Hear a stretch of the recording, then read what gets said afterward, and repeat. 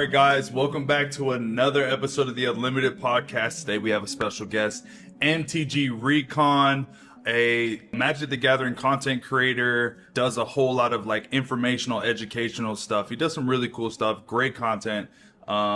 An honor to have you on the show, man. What's going on? Not much. I'm happy to be here. Excited to talk about cards. Anybody who I know has played Magic that's come on the podcast, I'd love to ask them about their Magic the Gathering origin story. So tell me about yours. Yeah, so mine goes all the way back to middle school. I had just moved, and so like in the middle of middle school, having to find new friends basically. And I went up in the lunchroom, and these kids were playing this game, and I was like, "What are you guys doing?" Yeah, And I think like Amonkhet had just come out around then.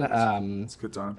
Aether Revolt. And so I kind of learned from them. I now know I learned very wrong because my now friend, learned from his dad who was playing by like 1990s rules. But Right. we played wrong. We played with whatever cards we had, and it was really, really fun. Yeah. And they became my best friends. So Tell us about your content creation origin story. Like, what made you start doing what you're doing? You know, obviously you've been a fan of the game for a very long time, and talking about Magic is fun. But like, how'd you get started? Was there an inspiration behind it?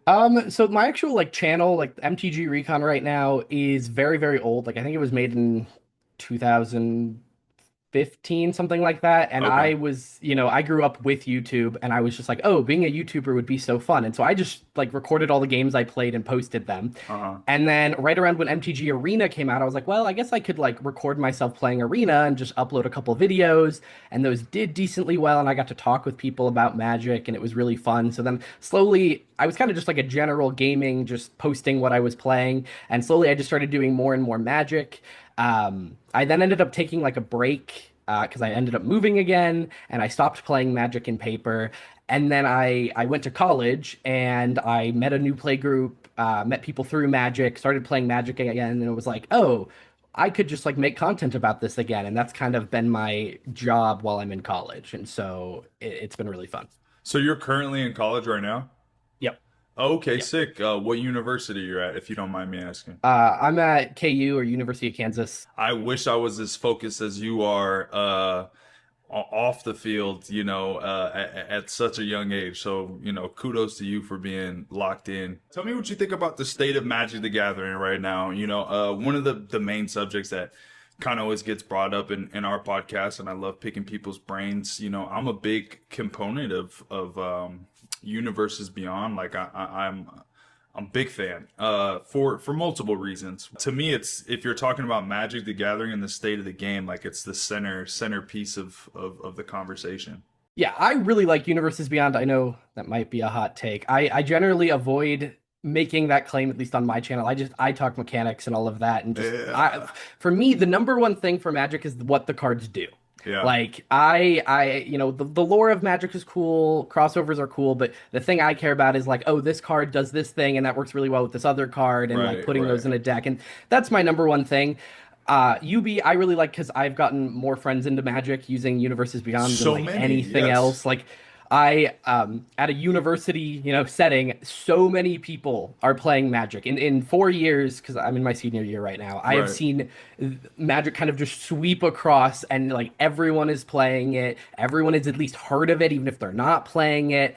I It is interesting though because I get to hear a lot of comments and people's opinions, and I feel like Magic's never been more divided, and it feels like every video is making a statement about something, like because I'm talking about Teenage Mutant Ninja Turtles, and like I think that's more of product overload than it is Universes Beyond. With 7 standard sets this year's a lot, but I feel like Magic's in a really good spot. I think Universes Beyond is really good. Yeah. I would generally agree with your take as far as like there being product overload, because it's not like it just started. They've been doing like 7 or 8 sets a year for like the past 10 years. So Yeah. I don't think it's just like a right now thing. It just so happens that as soon as they started doing Universes Beyond, that they just were like consistently doing, all these sets. But before, we used to have master sets instead of Universes Beyond or whatever, which masters were great. But I think Universes Beyond was a significant upgrade from that formula. I do think like last year we had 7 sets. I know we've had 7 sets for a while. I do think sets have gotten more complicated. Like Final Fantasy last year had two separate releases, and like Yeah, we've gotten a lot more products. A lot more things have like jumpstart sets and scene boxes, and so the amount of time it takes to actually like learn each set feels like it's never been higher. right. There's also a lot less reprints because of Universes Beyond. Like we're getting precons that have like 40 new cards in them. So just the amount of like pure new cards, I feel like is drastically higher. We're getting new cards in Secret Lair all the time now. Like I like new cards, so it is hard for me to complain, but I do understand the overloading feeling. That's kind of what I try to help with a little bit is like 60 seconds a day, you can stay up to date with everything, but sometimes that's hard. Yeah, I mean, you do a great job of educating people on like how to play the game, and that kind of gets me into my next question for you.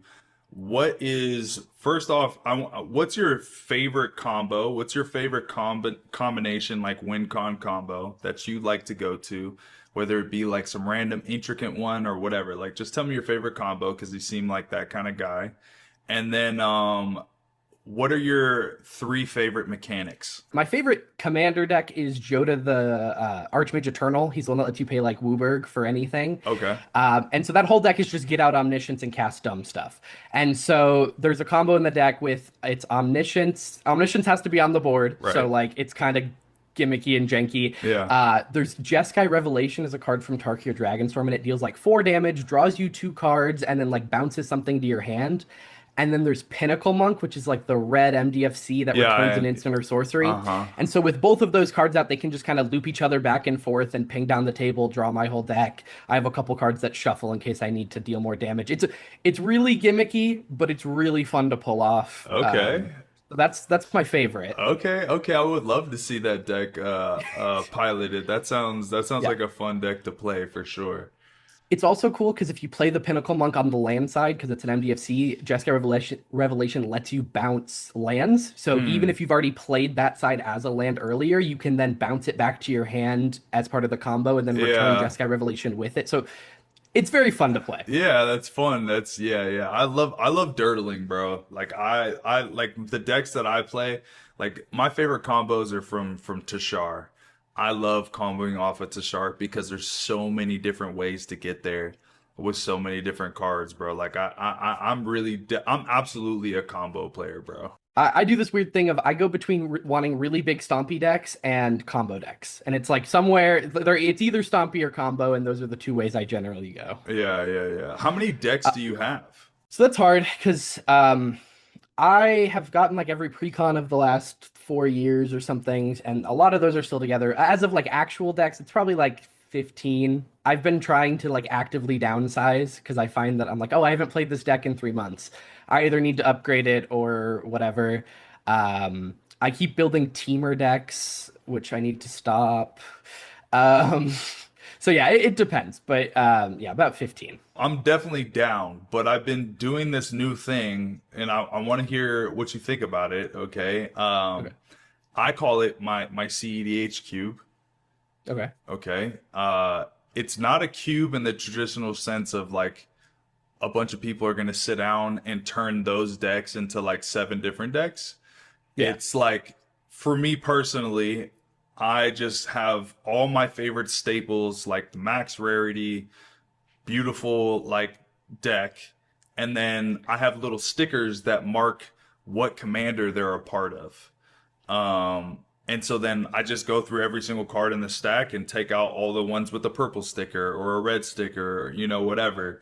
And you can build like right. I'm close. I'm building my seventh right now. I'm at 6, but I'm working on Aang. I want to build Aang. That deck is Which Aang is it? Is it the the 5 color one? no the Or three is it color the one. three? Oh yeah, yeah, the one that like goes and gets cards. And, Clones yeah. just Yep. that you're Yep. just yeah yeah yeah Yeah, yeah yeah, yeah. yeah.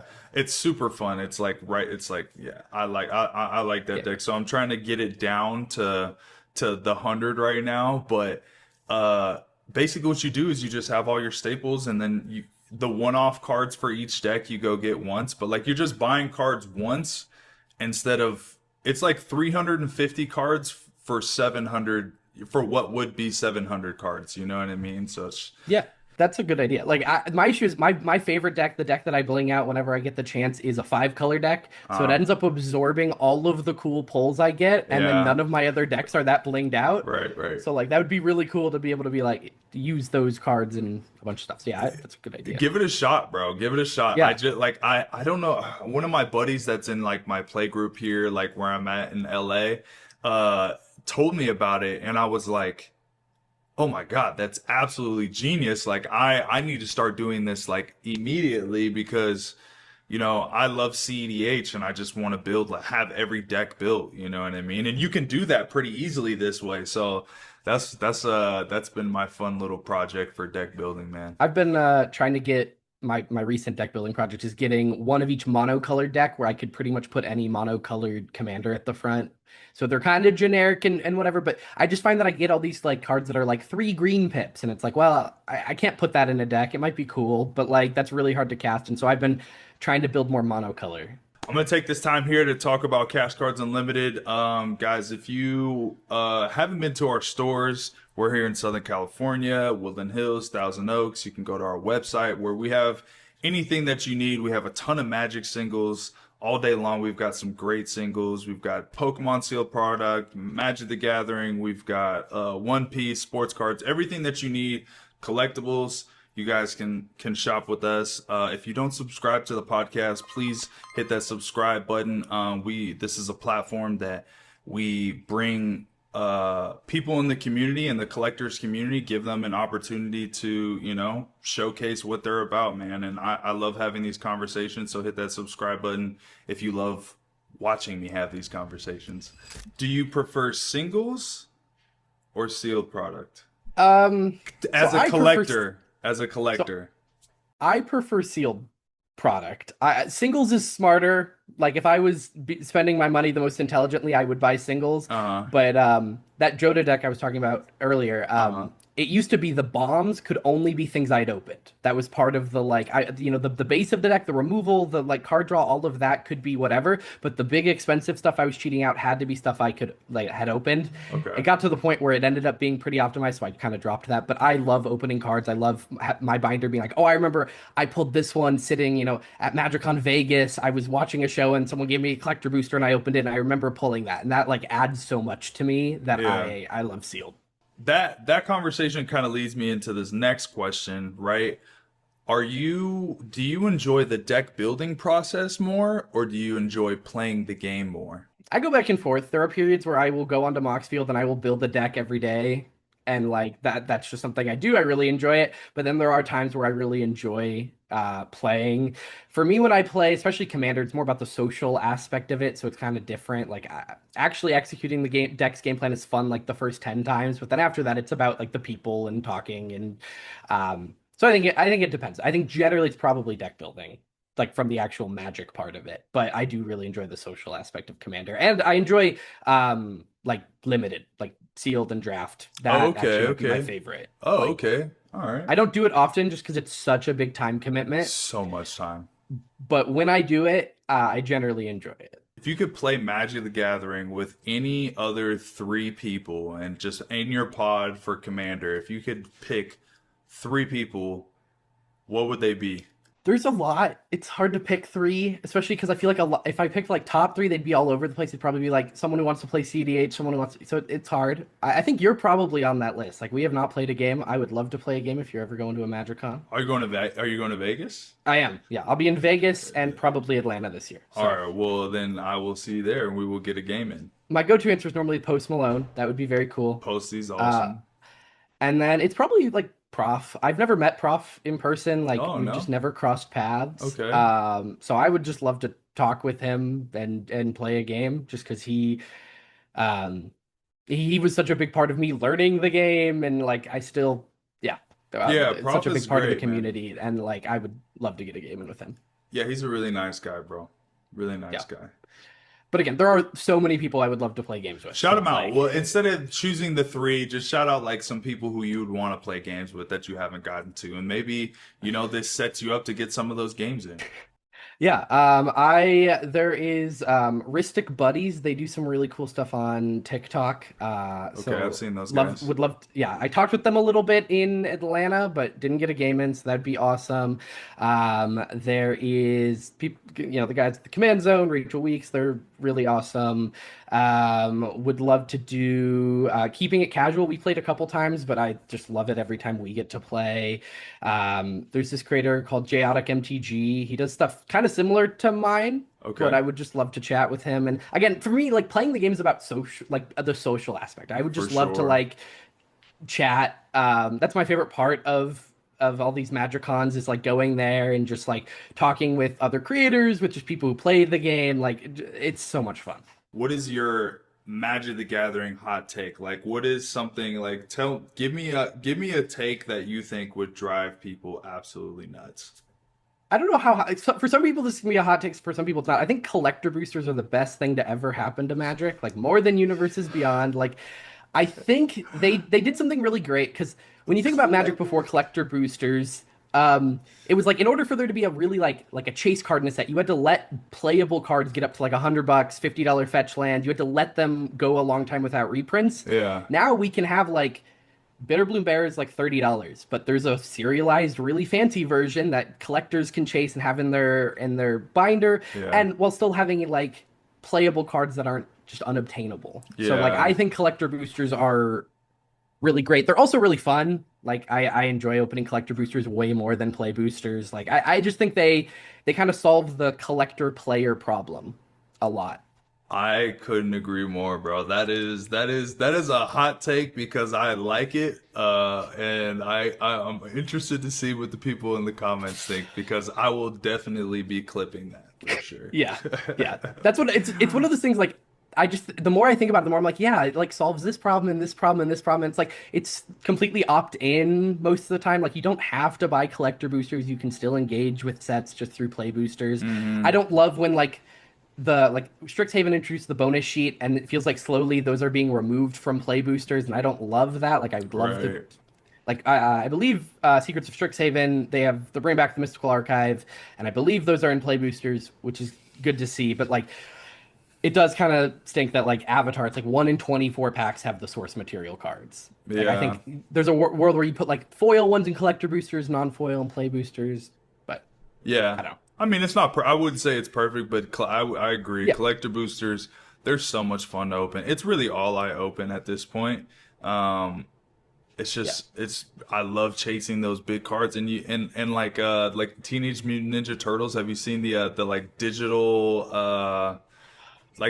The printing or whatever? What are they Yep, calling yeah, it? the pixel Pixel, art like yes. surge foil. Yeah, yeah, Yeah. yeah. Oh, I got the Ninja Pizza one and it just looks so good. Like I love that art. But I'm a big Teenage Mutant Ninja Turtle guy, so Yeah. we just did an episode with Joe Manganiello and Zolo, who are both like actors on the One Piece thing, but they're active Mhm. players. Joe's an old friend of mine, and we're just going crazy. I love those. I love the Teenage Mutant set, Ninja Turtle set. I just think it's um, I don't think it's crazy overpowered, but I think a lot of people really like it. I think it's a lot more popular than Spider-Man, that's for sure.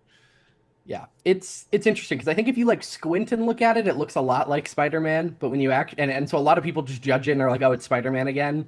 But I think if you like look at the cards, look at the reprints, look at the Commander deck, that Commander deck is awesome. It's Um, good. yeah, like it plays pretty well. It doesn't have the usual Universes Beyond problem of like a bunch of it does have a bunch of legendaries, but they all kind of fit the Yeah. like theme, whereas like Fallout had a lot of legendaries in those decks that like didn't synergize because they Right. felt like they needed to put them in those decks. Right. Um, but like I just yeah, I think it's I'm not saying it's like amazing. I don't think it was as good as Last Airbender, but I do think it's a lot better than Spider-Man, and that hurts because I'm a Marvel fan. I'm not a big TMNT guy. Um, so I'm excited for like Marvel superheroes this year. But yeah, I think TMNT is significantly better than Spider-Man. I think that the new Marvel set is gonna make Spider-Man a lot better. I hope so. I mean, there's got to be. I mean, there's some decent cards in Spider-Man, but like there's got to be something coming out that's gonna. that's gonna turn some of those cards into staples. Because outside, I mean, there's a couple things I enjoyed the Spider-Man set.